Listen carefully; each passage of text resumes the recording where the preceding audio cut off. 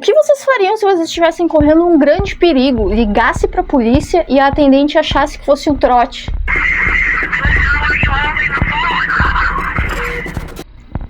No mínimo desesperador, né? O desespero não para por aí. Agora se perguntem como alguém pode sobreviver 27 horas dentro de uma lata de lixo cheia de neve, já se transformando em gelo, usando só uma jaqueta, cabeça toda machucada por causa de golpes de taco de beisebol. Hoje a gente vai conhecer a incrível história de Terry Gianduza, que lutou até o fim pela sua vida e que não desistiu em nenhum momento. Em 1996, Terry se casa com David. E nos meses seguintes chegam suas filhas, Amanda e Holly. Mas depois de um tempo, Terry percebe que aquele David com quem ela se casou não é quem ela achou que fosse. Ele era muito controlador, tinha ciúme de tudo, brigava com ela por nada. Inclusive teve uma vez que ela estava fazendo macarrão e deixou o pacote de massa em cima do balcão e ele se irritou com aquilo. E começou a brigar com ela, mesmo ela estando com a filha de 2 meses no colo. Foi aí que ela percebeu que ela não podia mais continuar nessa situação. Ele sempre foi violento com ela, sempre foi ciumento com ela, mas a partir do momento que ela percebeu que ele também poderia ser agressivo com as filhas, ela sabia que precisava sair imediatamente daquela relação abusiva. Depois de anos sofrendo abuso doméstico, finalmente o divórcio veio no dia 31 de janeiro de 2001. E como eles tinham 2 filhas, o juiz deu guarda compartilhada para eles. Ou seja, ela ainda ia vê-lo. Ao saírem do tribunal naquele dia do divórcio, David fez questão de lembrar a Terry de que ela ia se arrepender daquilo. E isso só estava começando, tá? Depois de um tempo, Terry conhece Nick e eles começam um novo relacionamento. Nick, ao contrário de David, era amoroso, gentil, amável e abraçou suas filhas como se fossem as dele. Como, né? Deve ser. Na cabeça de David, aos olhos de Deus, eles ainda eram casados. E se ela viesse a casar de novo, ela estava indo contra a vontade de Deus. Ó. Foi isso mesmo que Terry e Nick fizeram. Em 2003, eles se casaram. Então David pensou, pô, eu não vou poder mais controlar aquela mulher, eu não vou poder mais fazer porra nenhuma. Então, o que eu vou fazer? Eu vou começar a planejar a morte dela. Em 31 de janeiro de 2004, aniversário de divórcio de David e Terry, ela foi buscar as filhas na casa dele, mega empolgada porque ela tinha uma notícia assim, ó, maravilhosa pra contar pras filhas. E toda vez que ela ia buscar as gurias na casa de David, ela ficava tensa. Claro, porque ela não queria mais ver aquele cara pintado de ouro na frente dela. Nick, inclusive, se ofereceu para ir com ela nesse dia buscar as gurias, mas ela, como não queria irritar o David com a presença do Nick, ela disse que não precisava. Às 10 horas, ela aparece na casa de David. Ele abre a porta e diz que elas estão brincando de esconde-esconde e quer que a mãe delas vá achar elas. Terry fica meio assim, né, porque ela evita ao máximo ter contato com esse cara, mas ela acha que vai ser jogo rápido, vai entrar, achar, pegar e ir embora. Porém, a única coisa rápida que acontece é um golpe em sua cabeça com um taco de beisebol. Quando Terry se dá conta, ela percebe que as feições do David tá pura maldade e ódio. Ela implora para ele soltar ela, faz promessas dizendo que tu não precisa mais pagar as pensões das gurias, e tentando fazer com que ele soltasse ela. E aí tem um momento que ele para assim e diz, as suas promessas agora não valem mais nada, e continuou batendo nela com um taco. David queria apagar a Terry, né? Então ele começou a estrangular ela. E na hora ela se lembra de uma cena que ela viu na TV, de uma mulher falando para virar a cabeça pro lado caso isso acontecesse. E é exatamente isso que ela faz. Ela começa a virar a cabeça pro lado e ele automaticamente perde as forças das mãos. Ele, perdendo o controle da situação, começa a ficar com mais raiva ainda, porque ele estava vendo que aquilo não estava sendo fácil como ele achou que ia ser.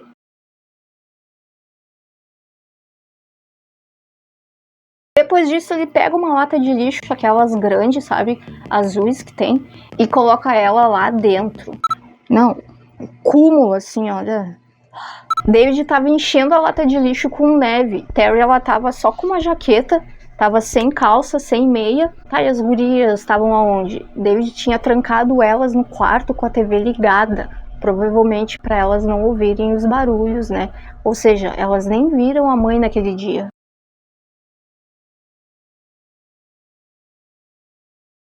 Oi, minha princesinha. Terry chegou no momento em que ela só conseguia pensar em duas coisas. Ele realmente tá tentando me matar. E logo em seguida pensou, cara, o que ele vai fazer com as minhas filhas depois que ele fizer isso?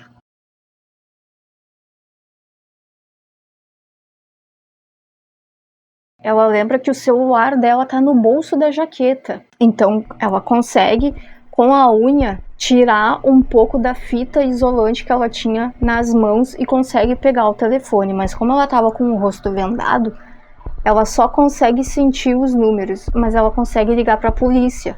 Ela consegue falar com a atendente, ela fala ali umas 3, 4 vezes o endereço dele, e aí a atendente pede mais explicações, tá, mas o que realmente tá acontecendo? E aí ela fala, né?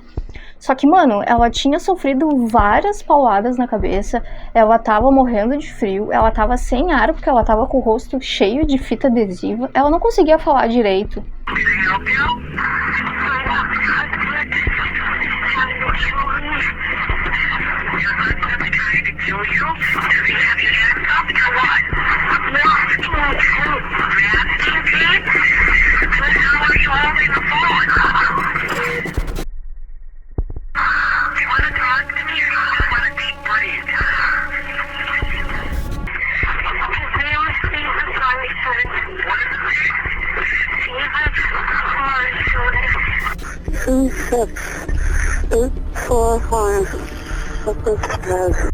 Sério. Terry desliga o telefone e faz uma nova ligação, só que dessa vez pro marido Nick.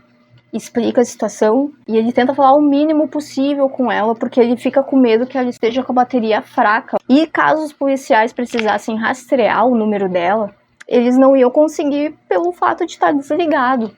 Então ele desliga o telefone, liga para a polícia e diz que sua esposa e filhas estão desaparecidas. Ela tenta se soltar ali, mas a única coisa que ela consegue fazer é liberar uma das mãos. Então ela consegue levantar uma das mãos para fora da lixeira e começa a abanar na esperança de que alguém na rua visse ela, né? Mas a única pessoa que percebe isso é o David pelo retrovisor. Ele para o carro, dá mais uma na cabeça dela e diz: se tu fizer mais uma dessas, eu vou pegar o meu 38. E como o Terry sabia que David tinha armas em casa, e depois de tudo isso que aconteceu, ela sabia que ele não tava brincando, né? Que ele tava falando bem sério. Quando ele tá tapando a lata de lixo de novo, ele ouve o celular dela tocar. Ele pega o telefone dela, desliga, volta pra picape e começa a dirigir. Depois de uns minutos, Terry ouve sirenes se aproximando e pensa, porra, até que enfim esse pesadelo vai acabar. Porém, as sirenes vão diminuindo. Eles foram pra casa do David. Eles passaram por eles. Que azar, meu. Bah. Depois de uma hora, Terry repara que a lata de lixo está sendo tirada da picape. Ela consegue ouvir as gurias correndo, brincando e rindo ali fora, mas ela prefere não fazer nenhum tipo de barulho por 2 motivos. Um, porque as gurias tinham 4 e 6 anos, elas eram crianças, elas não iam saber o que fazer. E segundo, porque ela não queria traumatizar as filhas, né? Depois de uns minutos, Terry percebe que ela tá num lugar abafado, porque David começa a fazer uns barulhos e percebe que ela tá em um galpão, tipo numa garagem. Pessoal, se hidratem porque tá muito quente. Eu tô suando aqui dentro. E quero dar boas-vindas aos novos inscritos. Espero que estejam gostando dos vídeos. E pra quem olha os vídeos e também não se inscreve, sejam bem-vindos. Um feliz ano novo. Espero que esse ano seja bem melhor que o ano passado.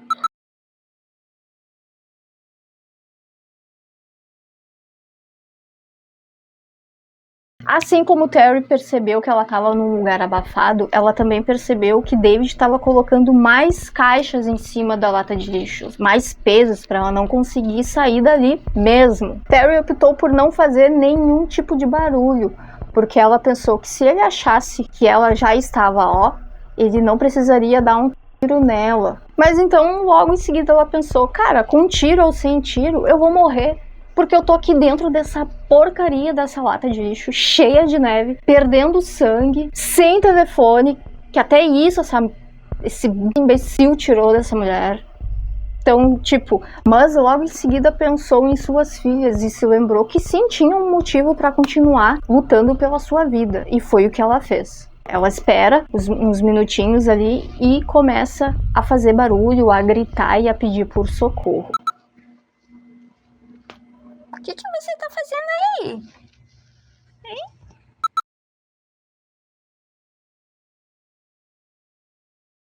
Terry estava muito cansada. Ela só queria descansar um pouco. Tava tendo uns apagões assim. Também, se ela descansasse, o corpo dela iria congelar muito mais rápido, porque aquela neve já estava se transformando em gelo.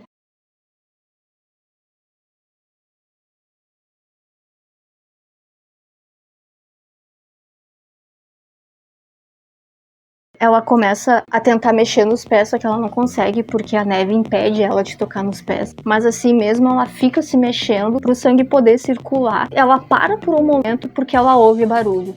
E ela volta a entrar em pânico. Mais pânico ainda, né, do que ela já tá. Não sei como é possível a pessoa ficar com mais pânico ainda. Ela entra em pânico porque ela acha que David tá voltando. Ela acha que ele ouviu ela gritar e ele voltou pra Então ela fica em silêncio, ela ouve o barulho ali da porta sendo aberta e ouve também os rapazes dizerem que eram polícia e paramédicos e que estavam lá para ajudá-la. Quando a Terry estava no caminhão falando com o Nick, ele desliga o telefone e liga para a polícia. Aquele barulho de sirene que ela ouviu era a polícia indo para casa do David. Eles chegam lá, obviamente ele não tá, né? Então, sabendo que ela estava desaparecida, eles arrombam a casa e logo quando eles entram na casa, eles veem uma calça de moletom feminina com fita adesiva enrolada nos tornozelos e uma mancha de sangue no tapete da sala. Eles também tentam rastrear o telefone dos dois e ver sinal no telefone de David lá em Milwaukee, que é 30 minutos de distância de sua casa, em Wind Lake. Mas, rapidamente, o sinal desaparece. Na busca na casa do David, os policiais encontram documentos de que David era proprietário de 3 casas. Eles analisam cada um desses endereços, mas nenhum desses levam ao paradeiro de Terry. Como tinha crianças desaparecidas, o alerta Amber foi ativado e os policiais também passaram o modelo da picape do David no alerta. Agora, pasmem, chocando um total de 0 pessoas, os policiais encontraram David, sabe aonde? Não, olha, no trabalho. Ele foi trabalhar como se nada tivesse acontecido. Tava lá, trabalhando, inclusive com a picape. Ele não se deu ao trabalho nem de se livrar do carro. Ah, que bom, né? Essa burrice acabou ajudando. Eles levam, então, David para interrogatório e David fica chocado, passado pelo desaparecimento de Terry e diz que quer fazer de tudo para ajudar a encontrar ela. Olha aí, né? A Globo tá perdendo esse ator. Claro que os investigadores sabiam que era tudo mentira, porque eles estiveram mais cedo na casa de David. Mas eles deixaram David pensar que as mentiras dele estavam, colando. David diz para os policiais que não viu Terry naquele dia e que ficou a manhã toda em casa. E David, claro, não fazia ideia, né, que os policiais tinham ido até a casa dele. Então eles começam a falar: David, olha só, senta aqui. Tu não podia estar em casa às 11h30 da manhã, sabe por quê? Porque eu tinha esquadrões lá às 11h05 e tu não tava lá. A gente arrombou a tua casa, sabe por quê? Porque a Terry nos ligou. E tu sabe por que eu sei que é mentira quando tu diz que a Terry nunca apareceu na tua casa hoje de manhã? Porque as roupas dela estavam lá na tua sala, cheia de sangue. E aí o David, confiante ator, já começa a ficar nervoso. Mas o teatro não para por aqui. Prestem atenção agora no que esse imbecil fala. Agora a história de David era outra. E ele admite que a Terry sim esteve na casa dele naquela manhã. Ele estava lá arrumando as gurias quando Terry aparece na porta dele. Ele abre a porta e se vira para voltar a arrumar as gurias, quando vê de relance Terry erguendo um martelo na direção de sua cabeça. As mentiras, olha, cada vez de centavos. E ele diz para a polícia também que ficou surpreso por sua ex-mulher entrar na casa dele furtivamente e tentar atacá-lo, ele com um martelo. Ele só estava tentando se proteger. Diz que pegou uma lata de lixo, um taco de beisebol, que por coincidência já estava ali do lado dele, e bateu em Terry para salvar a sua vida. Olha aí, diz não saber o porquê que pegou a fita adesiva, diz que agora tava tudo um borrão, que ele não conseguia se lembrar de muita coisa. Mas por mais que os investigadores soubessem que tudo isso era mentira, eles queriam manter David falando. Uma hora ele ia cair na própria mentira. E foi o que aconteceu em relação às gurias. Falando, ele dá um endereço e diz que as gurias estão lá com a babá. Os policiais vão até esse endereço e sim, realmente, uma das coisas, pelo menos, que ele diz é verdade. As gurias estavam lá com a babá sã e salvas. Eles perguntam, né, para essas meninas se elas, aonde tá a mãe delas, e elas dizem que nem viram a mãe naquele dia. Sabendo, né, que eles estavam ficando sem tempo, eles pegam a carteira do David e para ver se tem algum telefone, alguma pista que eles possam usar para encontrar ela. Eles encontram ali alguns números de telefone, começam a ligar, só que não dá em nada, até que um dos policiais acha um cartão de visita a um armazenamento de galpões em Wheeling, Illinois. Aqueles galpões que tem, né, lá nos Estados Unidos tem bastante disso. Eles ligam para esse número que está no cartão, falam com o atendente, perguntam se David tem um galpão com eles, e o atendente diz que sim, ele tem e que inclusive teve lá no dia anterior. Fechou, né? Olha aí. Imediatamente os policiais mandam uma unidade de paramédicos e várias viaturas para esse galpão. Terry lembra de acordar já no hospital. Ela lembra de uma enfermeira tá perguntando para ela se podia cortar o cabelo dela para poder grampear a cabeça dela. Eles grampearam a cabeça dela porque estava aberta. Minha filha, essa mulher quase morreu, tá? Acho que ela tá preocupada com o cabelo. Mas eles têm que perguntar, né? Se não pra Terry, pra um familiar mais próximo. E a primeira coisa que Terry perguntou foi: cadê as minhas filhas? Mesma coisa também que eu fico me perguntando: cadê os likes que vocês dão nos vídeos? Então, infelizmente, a notícia maravilhosa que Terry tinha para dar para as filhas agora tinha virado uma péssima notícia. Terry, um dia antes de ir buscar as filhas na casa de David, ela e Nick descobriram que eles estavam grávidos, mas que infelizmente Terry sofreu um aborto espontâneo.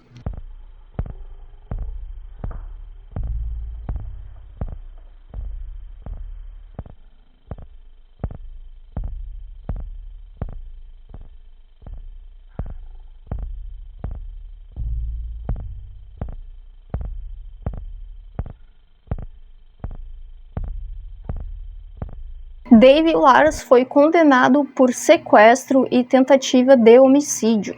Ele foi condenado à prisão perpétua. Finalmente, David não pode mais machucar Terry. David, numa tentativa inútil de tentar provar algo, disse que a polícia realizou buscas ilegais durante as investigações. A juíza do Tribunal de Apelação do 7º Circuito, Diane Sykes, em Milwaukee, rejeitou as reivindicações de David. Ela disse que a prisão perpétua era muito bem apropriada, que é substancialmente razoável dada a extrema brutalidade, sangue frio dos crimes e a extrema dor que causou em Terry e na sua família. David Lars está cumprindo pena numa prisão máxima após tentar fugir.